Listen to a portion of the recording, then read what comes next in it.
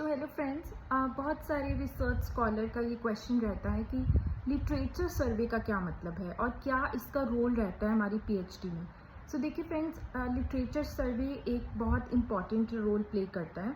हमें कोई भी रिसर्च को कंटिन्यू करना है, उसको आगे लेके जाना है, तो सबसे पहले हम उसका प्रीवियस लिटरेचर को पढ़ते हैं कि अब तक जो साइंटिस्ट हैं, रिसर्च स्कॉलर्स हैं, पीएचडी होल्डर्स हैं, उन्होंने पर्टिकुलर टॉपिक पर कितनी रिसर्च की है। ओके, सो दैट्स वाई जो हमारा लिटरेचर सर्वे है ये एक इम्पॉर्टेंट रोल प्ले करता है।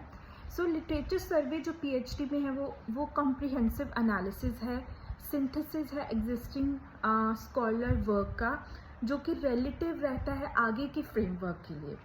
सो सबसे इम्पॉर्टेंट है ये कुछ की मेथडोलॉजीज़ हमें डेवलप करके देता है सो दैट हमें पता चल सके कि हम इस रिसर्च को आगे कैसे कैरी करें।